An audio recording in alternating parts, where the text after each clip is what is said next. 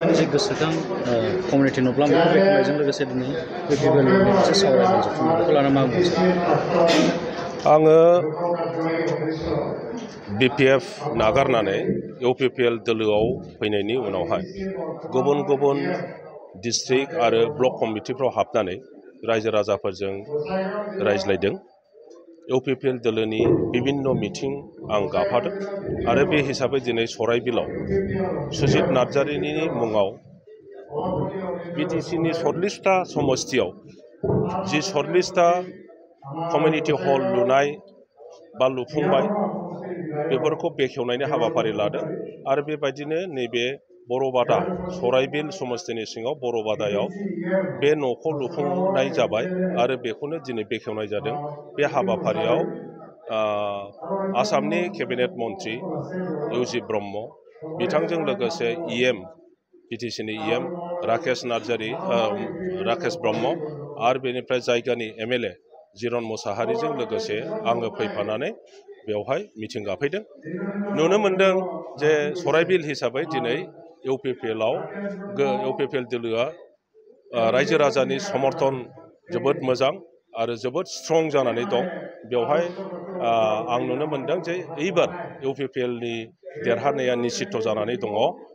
बयबो साहानिफ्राय खोलासिम बङालियानो जाथों, आदिबासियानो जाथों, बर', मुस्लिम जि जाथि गस्थिफोर दङ बयबो लोब लोब इउपिपिएल दोलोआव जगदान जादों आरो बेखौ नुनानै जोबोद मोजां मोनदों।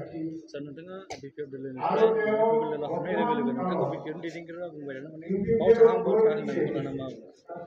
आं बे खोथाखौ बुंफेराखैमोन, आं उत्तर होआखैमोन, उत्तर होनोबो सानाखै, प्रयजनबो गैया।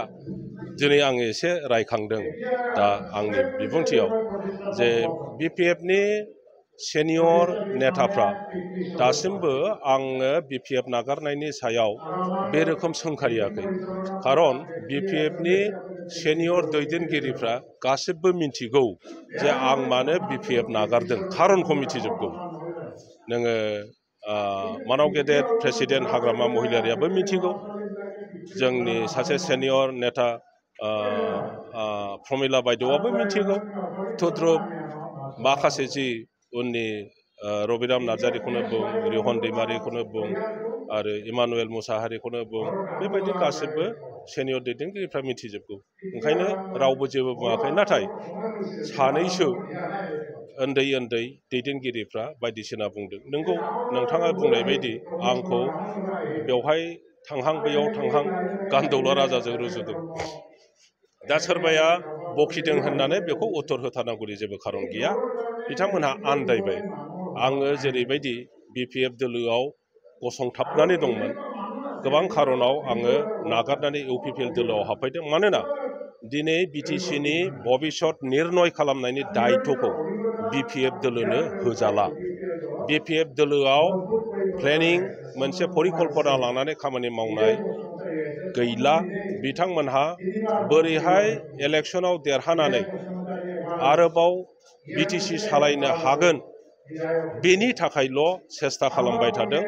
रायजो राजाफोरनो मोनसे जौगानायनि हाबाफारि लानानै जे परिकल्पना लानानै खामानि मावनांगौ, जायगायाव बिभिन्न जाथि गस्थि धर्मालम्बीफोरखौ राजनैतिक भाबै सामाजिक भाबै ज' खौसे खालामनांगौ, ओनसोलाव नांलायनाय गैया, बुलायनाय गैया, मोनसे सान्थि परिस्थिति सृष्टि खालामनांगौ, बेबायदि परिकल्पना बिपिएफनाव गैया।